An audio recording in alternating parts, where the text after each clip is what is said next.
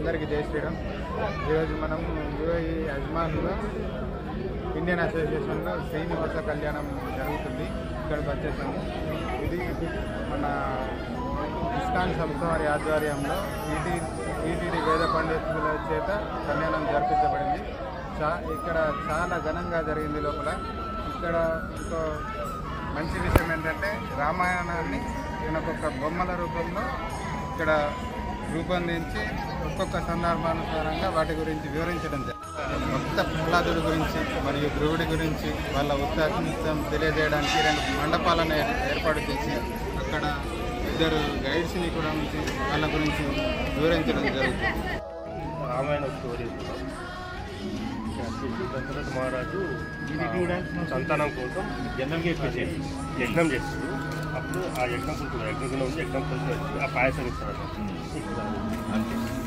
ఆ తర్వాత 3 భార్యలకు సమానంగా వచ్చినప్పుడు 4 పుత్రులు ఉంటారు. రామ లక్ష్మణ భరత శత్రుఘ్నులు. ఇది అది ఫస్ట్ తీసుకొని తర్వాత కాపలాయడానికి మీ పుత్రులు అనే రాముడిని వాళ్ళని పంపించాలి. అప్పుడు రాముడితో పాటు లక్ష్మణుడు కలిసి వెళ్తారు. అక్కడికి రాక్షస సంహారం అక్కడ రాక్షస సంహారం చేస్తాడు. ఇక్కడ కూడా ఈ యజ్ఞానికి డిస్టర్బ్ చేస్తాడు. ఇలా చంపేస్తాడు. మాదిష్యుడు అక్కడికి డైరెక్ట్ ఇంకా అట్లాగే వెళ్తాడు. మార్జిన్ ఫస్ట్ ఒకసారి కొడతాడు. హరియాసాప విమోచన అదే అతన్ని అది పాద ధూళి తాకి అన్నీ మనిషి అయిపోతుంది. అప్పుడు తర్వాత సీతా స్వయంవరం అక్కడనే సీతా స్వయంవరం ఎవరైతే ధనస్సు విరుస్తారో వాళ్ళకి సీతనిచ్చి వివాహం చేస్తామని చెప్పి స్వయంవరం. అది నెక్స్ట్ గుహ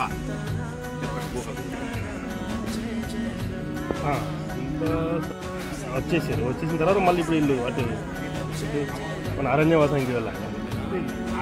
కట్ ఉంటాం కదా.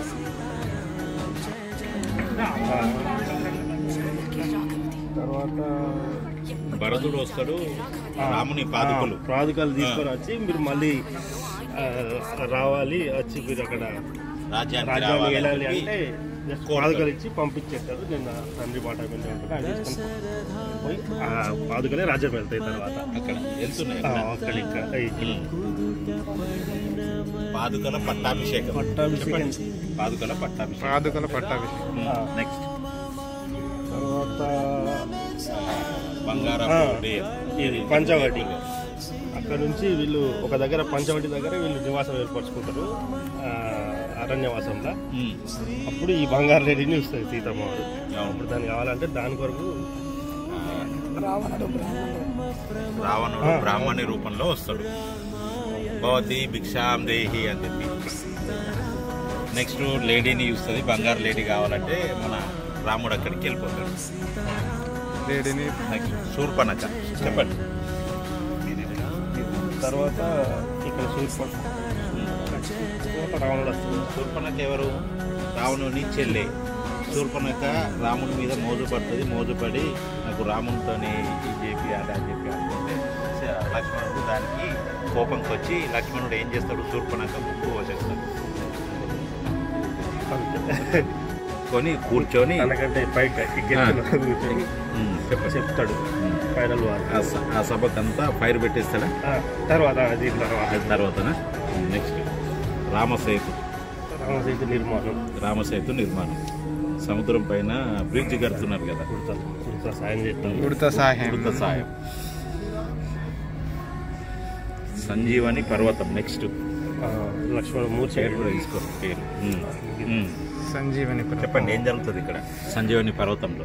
అందరూ పడిపోయిన తర్వాత లక్ష్మణుడు పడిపోతే జాంబవంతుడు ఒక్కడు రావణుడి కొడుకు ద్వారా లక్ష్మణుడు పడిపోతే అతని గురించి సంజీవని పర్వతానికి వెళ్ళి హనుమంతుడు సంజీవని తీసుకొని వస్తాడు. సంజీవని పర్వతాన్ని తీసుకొని వస్తాడు.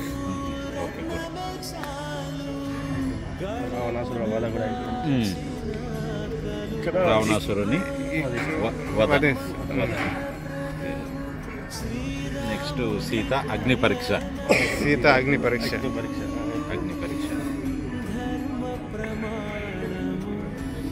నెక్స్ట్ రాముడి పట్టాభిషేకం. రాముడి పట్టాభిషేకం. This is fine.